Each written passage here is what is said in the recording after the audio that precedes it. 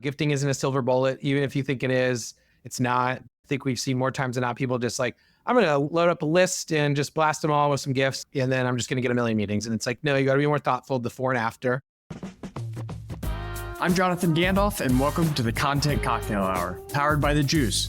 Our mission is to squeeze out the deepest secrets of B2B marketing professionals to help you push your brand to the forefront of the industry. Let's raise the glass.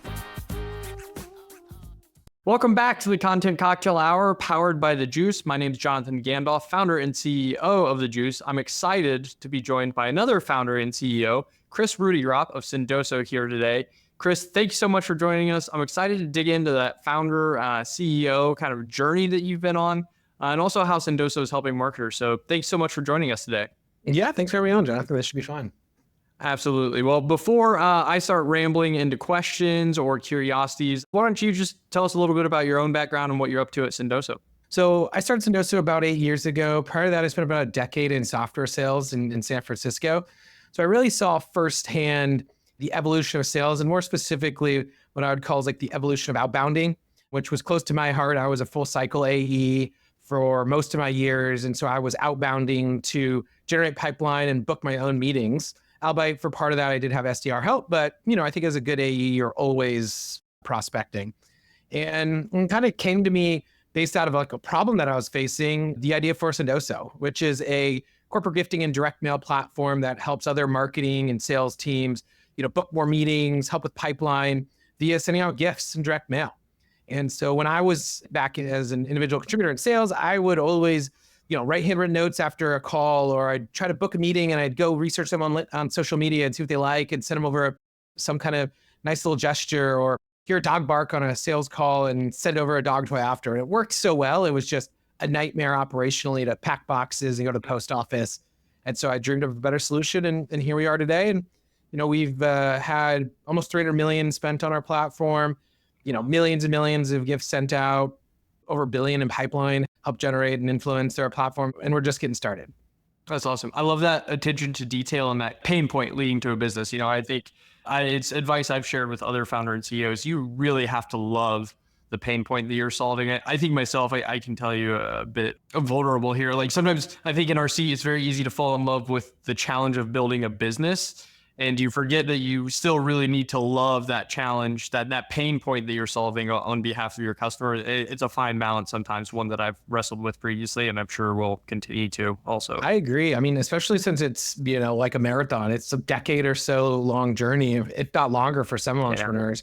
Yeah. And so you might have this spark of, I want to be a founder. I want to make a lot of money. I'm going to, start this idea that sounds cool, AI for X. And then all of a sudden you wake up a couple of years later and you're like burnt out, when in reality is like, you need to be loving it for the next decade. So better find something you're passionate about.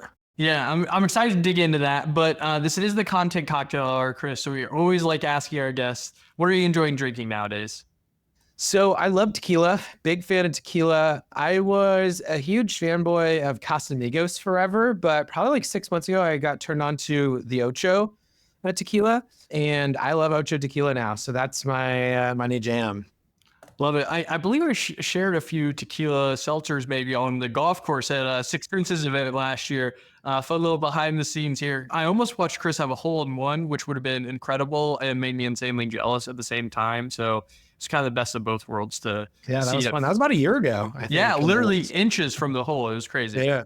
Well, cool, Kris. I'm fascinated by your sales background. This might be my marketing bias here. That's been my background leading B2B marketing teams.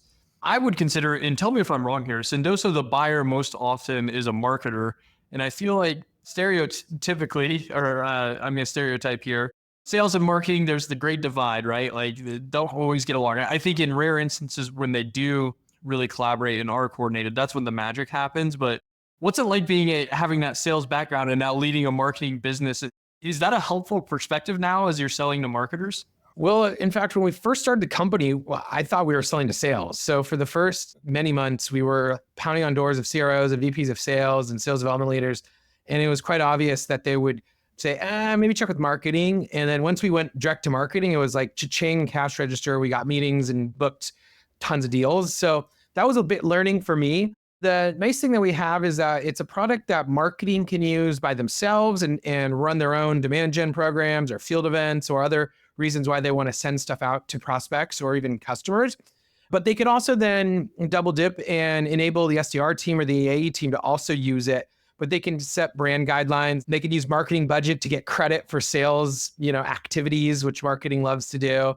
And they can also track all the results too.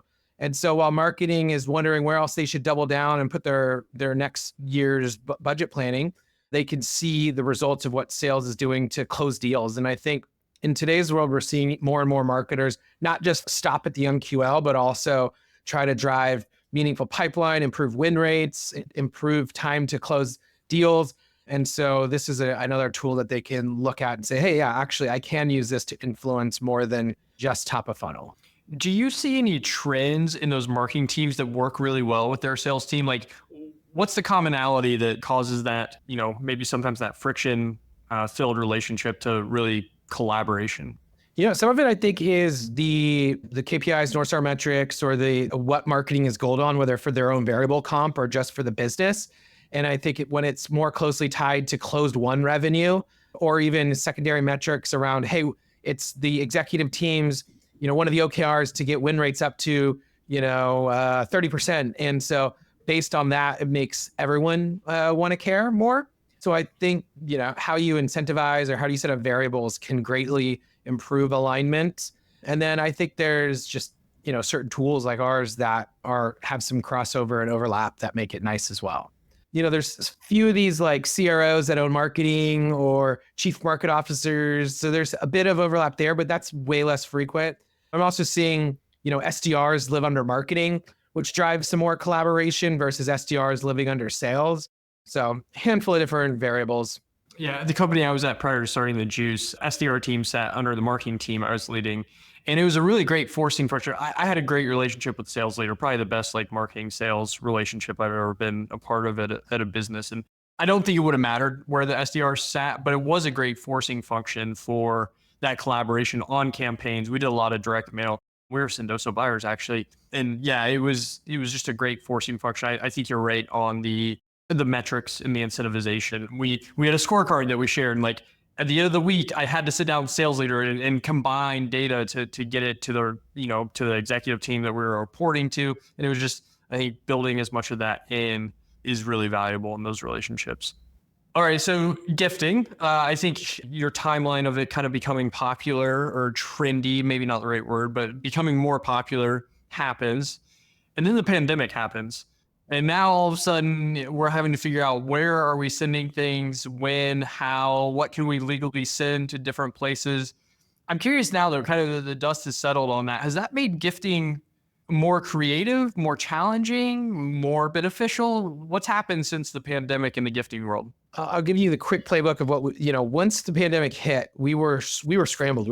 Oh shit, we used to deliver to people's offices. Now we can't. What are we going to do? Are we done for? We quickly though realized, let's build a feature that allows you to confirm someone's home address.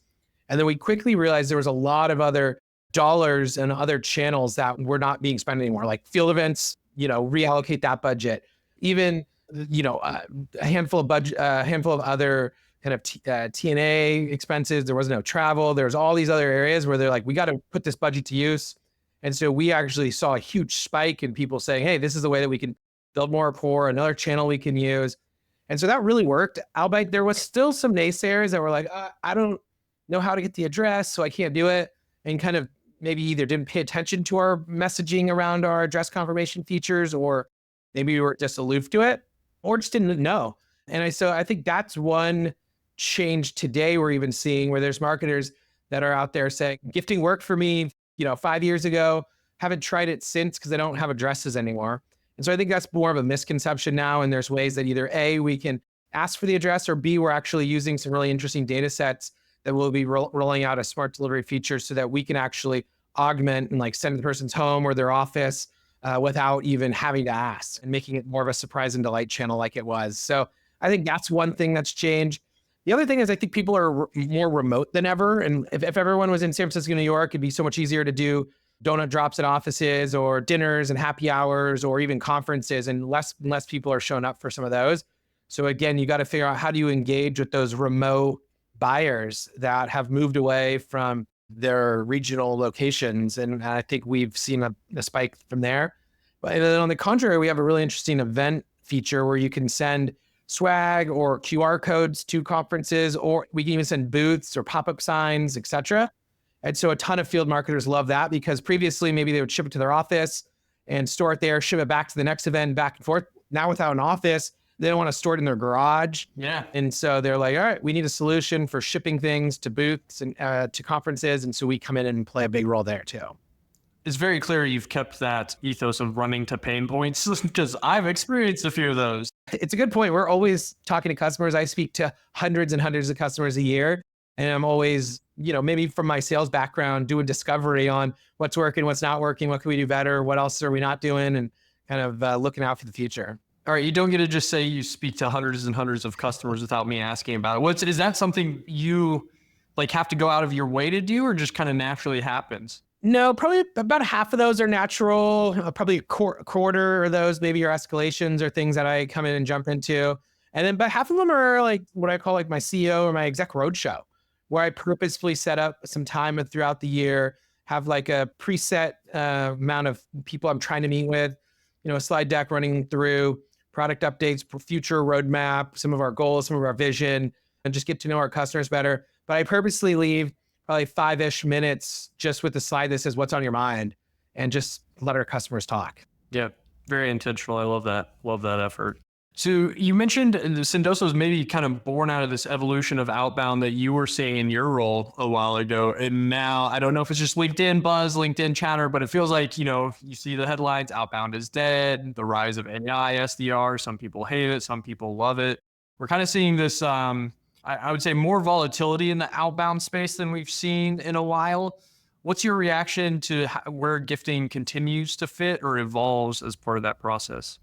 I think there's a lot of noise in AI and outbound is dead, mainly because the jury's not out on how and what you should be doing. And it was a very prescribed, like the predictable revenue model for the last 15 years was like, everyone memorized that. Just hire a bunch of SDRs, throw them some accounts, prospect, run some sequences, and then rinse and repeat indefinitely.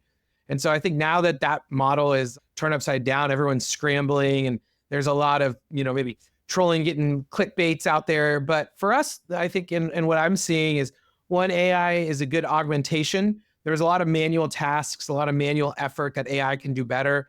So I think that there'll be a shift of how SDRs use their time more wisely, and it'll be augmented by AI that can do things. So you'll see smaller SDR teams, maybe more technical SDR teams that are stitching together prompts and AI tools. We went really all in on Clay for a lot of our orchestration, and that's been helpful. And again, that's a bit more of a technical skill set than just being 22 and cold calling down a list. So I think there will be a new skill set emerge for SDRs in this new outbound model and some new unit economics, new goalposts on what's the right number and metrics. But I think it's still going to be alive and it's still going to be a critical part of people's kind of demand gen efforts. And for us, though, I think we will benefit from the fact that it's kind of spray and pray time again, or from the let's throw AI agents and bots at outbound and just, again, spray and pray. Even with maybe some better messaging and personalization, it's still an insane more number of inbox emails that you have to sift through. So we'll stand out even more. And I think the benefit of us too is that we have some built-in channel fatigue prevention based on the costs. So like to send another million emails tomorrow, it's like very little. You're not paying $30 per email you send.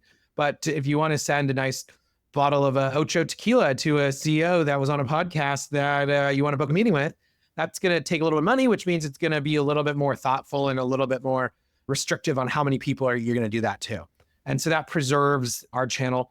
We are seeing an influx of interesting AI in the gifting space. Most of that around suggestion engines and building in these interesting models on what's the right gift to send someone at the right time. We're also seeing what's the right message and can the message be crafted by an LLM, which I think is an obvious use case. Similar to crafting the right email, you want to craft the right handwritten note. Yeah, I think where I've settled on AI, I think when generative AI first came on the scenes, because obviously AI has been around a lot longer than just that, but I think we as consumers are that generative AI is kind of the wave that moved everybody into the awareness on it all. But there was that fear it was going to replace people. And I think like it's doing that less than we all feared, but it is definitely an operational efficiency. And I love your perspective on there's an opportunity to honestly for SDRs to like get ahead. If you have the skill set to learn the AI, use the AI, like it's just it's a skill that's going to continue to serve you. And I was an SDR at one point. I've managed SDR teams. I've managed people who manage SDR teams. And so I don't know if it's like my own kind of pride or ego, but I always feel like I need to stick up for the sales dev function whenever, people are like outbound is dead. I've always said, outbound isn't dead. Your outbound is just lazy and uninspired. Yeah, exactly. Like it still works when it's done well. So 100%. speaking of inspired, I've got two maybe kind of silly questions for you here that I'm sure you've been asked previously. What's the craziest gift you've ever seen sent via Sendoso? I'd say the craziest thing that I sent a while ago was some barbecue ribs to a prospect that stopped by our booth on crutches at a conference years ago. And we sent some like these Kansas City barbecue ribs that when he got back home to his office, it was a VP. We got the meeting and we got the deal, and it was kind of a funny play on words too. So you never know what's gonna like just make someone smile and grab their attention. Let's see what else. We had somebody order some like huge Traeger barbecues. It wasn't like super odd, but for us, it was just like a really awkward size item to get like a truckload of barbecues into one of our warehouses. And it was just a little bit of overkill and unexpected. I think they worked really well, but like shipping someone a barbecue, like sight unseen, is like a really random gift to give somebody. That's a significant like space, electricity. Like that's a very like, there was a little bit of work involved with owning a Traeger that I know. I mean, I wouldn't say no to a free Traeger either. So Same. that's hilarious. What about the teams who maybe like you were doing in your days as a sales rep are doing this manually or thinking about getting into gifting or rethinking their outbound? What kind of advice do you have for somebody who's entering themselves into this world? Yeah, a couple of things. One, I would say is be thoughtful about the before and after. Gifting isn't a silver bullet. Even if you think it is, it's not. So I think we've seen more times than not people just like, I'm going to load up a list and just blast them all with some gifts. And then I'm just going to get a million meetings. And it's like, no, you got to be more thoughtful before and after. So that's one. Two, I'd say as thoughtful as you can be on the gift too, whether it's personalized, the better. And we can help with that obviously with technology, but I think that's worth thinking about. And then three, there's reasons why it's hard to do and why a tool like Sendoso makes it that much easier to execute. And we have, starter plans for companies that are small startups just getting going that make it easy to come on board. Or we have, some of the largest Fortune 100 companies in the world using it too that have scaled up. So I'd say like, while you could test it on your own, you're going to like feel the pain and it might like annoy you and piss you off. And it's just easier to, with all of the moving parts, shipping and maybe customs if you're doing international and all the sourcing and procurement, I'd say leave it to the pros. Yeah, it's cool. Kind of the subtlety that you mentioned in there that, gifting is one of those things that it just works regardless of size, like small business, Fortune 100 business, like everybody loves that surprise and delight. Exactly. It's one of the few maybe tactics that really scales from small startup to Fortune 100. Sure. Very cool. Well, Kris, we always end these conversations asking about what's one unpopular opinion you have as it pertains to the B2B marketing? B2B marketing for very early stage companies, my unpopular opinion is that I think a lot of CEOs, founders, and maybe early CMOs overemphasize demand gen and pipe and neglect product marketing. And I actually think that product marketing is a critical foundation that makes demand gen better if you know your pricing and packaging, your competitive landscape, your product launches, your voice of the customer. And there's so much in product marketing that it kind of like gets overlooked because it doesn't totally connect to a dollar. So, if I'm an early stage CMO or if I'm a CEO, I might say, hey, hire a product marketer first and then a demand gen marketer. That is so good. A former product marketer, so that makes my heart happy, but we work most often with content marketers, sometimes demand gen folks, but the correlation between content that performs really well and that org having a really strong product marketing function or working very closely with product marketing, it is extremely tight. Like that correlation between good content, good product marketing. I think it's kind of a secret weapon for a lot of I agree. I think it's a secret weapon that gets overlooked and is underinvested in. Is that something you've learned? Yeah, that's something that we learned early on. So we had a really strong product marketer day one, and it really helped. And I have seen times where we've dipped out of having a really strong product marketer and how much it's hurt us or that team has suffered. And then for other founders I've talked to and other CEOs who say, oh, I'm going to go find an awesome demand gen marketer first, and I'm going to go build a bunch of pipe and get a field marketer next. I'm like, I think you're neglecting a critical function that is, key to unlocking the messaging, unlocking the differentiation, unlocking the pricing, that you can't throw a demand gen marketer at all these problems. So yeah, it's almost like that product market fit that needs the champion to take it to the market. Yeah, and especially if we're creating a new category and you need category education and how do you fit into the bigger picture of adjacent categories. That's critical before you just go out there and knock on doors and build pipe. Love that. Well, Kris, if people want to learn more from you or learn more about Sendoso, what's the best way to do it? Yeah, if you want to check out Sendoso, sendoso.com, sendoso.com. If you want to chat with me more, add me on LinkedIn or shoot me an email. Kris, it's KRIS @sendoso.com. Well, Kris, thank you so much for joining. Thank you for sharing some of your insights, some of your stories with us. To all of our watchers, to all of our listeners, thank you for watching or tuning in. Until next time, cheers. Thanks, Jonathan. Thank you for joining the Content Cocktail Hour powered by The Juice. If you want to see more episodes or more resources curated for your role, join us on app.thejuicehq.com. See you next time, same place. Cheers.